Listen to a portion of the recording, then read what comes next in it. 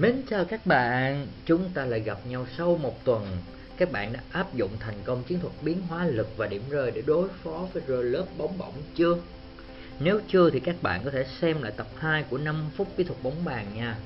Link mình để ngay trên bài viết để các bạn có thể dễ tìm. Hôm nay chủ đề vẫn là cách chống rơi lớp bóng bổng hiệu quả tức thì. Nhưng mà mình đi sâu hơn về kỹ thuật chặn hãm bóng. Đó cũng có thể gọi là quả chop block. Kỹ thuật này sẽ đưa quả bóng vào điểm chiến thuật gần lưới nhất có thể để bắt buộc đối phương phải di chuyển vào bàn cứu bóng và để lộ ra những điểm chết. Điểm chiến thuật và điểm chết thì mình đã nói rất là rõ trong tập số 3 rồi. Các bạn có thể xem lại nha.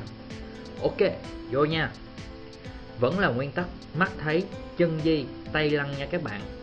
Các bạn mới xem mà chưa biết phương pháp này như thế nào thì các bạn có thể xem lại tập 1. Mình có để link ngay trên bài viết luôn. Lưu ý, đây là một kỹ thuật khó trong bóng bàn nha các bạn. Mình sẽ đi thật là chậm để các bạn có thể nắm được vấn đề một cách rõ ràng nhất. Đầu tiên đó là mắt thấy. Các bạn cố gắng quan sát giùm mình những điều sau đây, nó quan trọng vô cùng luôn. Đầu tiên là độ xoáy và điểm rơi. Độ xoáy và điểm rơi của quả bóng mà đối phương tạo ra, xoáy nhiều hay là ít, điểm rơi gần bàn hay là xa bàn.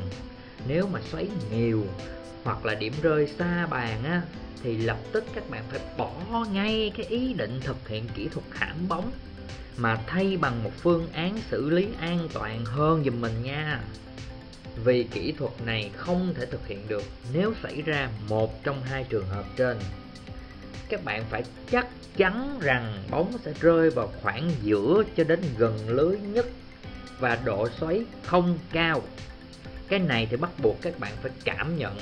Nếu chưa biết cách đo độ xoáy thì quay lại xem tập 1 nha. Rồi thứ hai đó là chân di. Vẫn như cũ thôi, đó là di chuyển đến điểm rơi của bóng, đón bóng càng sớm càng tốt. Nghe đơn giản nhưng không hề đơn giản đâu nha. Vì phải phán đoán chính xác và cực kỳ tập trung và không di chuyển thừa giùm mình cái. Ok, phần thứ ba đó là tay lăn. Phần này thì cực kỳ là quan trọng luôn. Các bạn hãy nghe thật là kỹ nha. Đảm bảo 100% là chạm bóng sớm nhất có thể khi bóng nảy lên từ mặt bàn. Nếu các bạn để bóng nảy lên cao thì không thể dùng kỹ thuật này, vì nó sẽ làm cho quả bóng bạn đưa sang rất là cao luôn. Các bạn phải thả lỏng cổ tay và cánh tay, tuyệt đối không được gồng tay. Vì nếu mà các bạn gồng tay thì cánh tay vô tình trở thành một cái bức tường vậy. Bóng chạm vào và sẽ nảy lên rất là cao. Thả lỏng sẽ giúp chúng ta hãm được tốc độ của bóng bay sang. Khi chạm bóng, hãy chạm thật là nhẹ nhàng, dứt khoát và chạm vào bên hông của quả bóng. Đừng chạm trực tiếp của quả bóng. Khi bạn tạo một chút xoáy ngang sẽ làm cho bóng lập tức giảm tốc độ lại, bay thấp và ngắn bàn nhất có thể. Khi các bạn chạm bóng, đảm bảo bóng chạm vào phần giữa hoặc dưới của cây vợt nha các bạn. Phần này khá là quan trọng đó. Các bạn cũng có thể hơi ngửa mặt vợt ra, chạm bóng rất mỏng ở phía dưới thân bóng, giống như một kỹ thuật gò mini vậy. Động tác của các bạn phải tuyệt đối dứt khoát, không lưỡng lự. Tuyệt đối dứt khoát và không lưỡng lự giùm mình nha mấy bạn. Sau khi thực hiện kỹ thuật này thì phải nhớ là chưa chắc bóng sẽ đi theo quỹ đạo của các bạn muốn. Nếu cảm giác các bạn tốt á, thì bóng sẽ nảy 2 nảy trên bàn và có thể là các bạn sẽ thắng ngay luôn.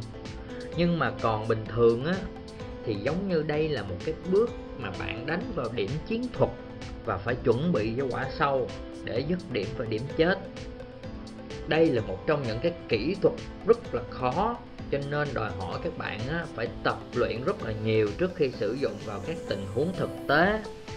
Các bạn có thể tập bằng bóng nhiều. Mình cũng đã có những cái video trước mình cũng đã hướng dẫn các bạn về cái cách tập này như thế nào rồi.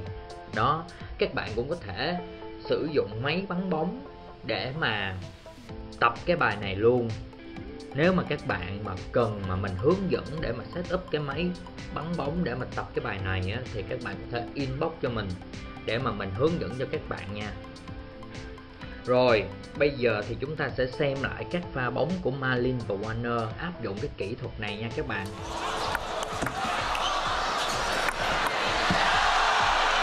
Noch für den Chinesen.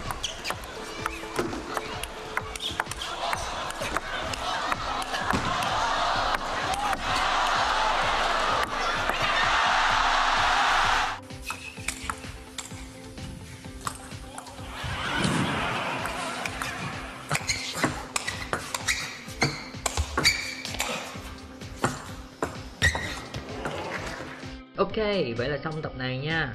Tóm tắt lại những điều cần chú ý khi thực hiện kỹ thuật chặn hãm bóng này nào.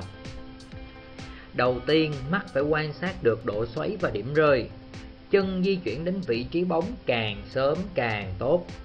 Thả lỏng tay, chạm bóng sớm nhất có thể và tạo xoáy ngang nhẹ để bóng có thể gần bàn nhất có thể. Đó là toàn bộ 5 phút bí thuật của tuần này. Hy vọng là bổ sung thêm cho các bạn được nhiều kiến thức bổ ích. Mình nhận được rất nhiều thắc mắc của các bạn, trong đó các bạn rất quan tâm đến chủ đề giao bóng và đỡ giao bóng. Nên tập tiếp theo mình sẽ nói đến các chủ đề giao bóng và đỡ giao bóng nhé các bạn. Ok, giờ thì mình chào các bạn nha. Hẹn gặp lại các bạn trên kênh Year Ping Pong All About Table Tennis vào lúc 19 giờ thứ Bảy tuần sau. Nhớ bấm subscribe để tiếp tục theo dõi các tập tiếp theo nha các bạn.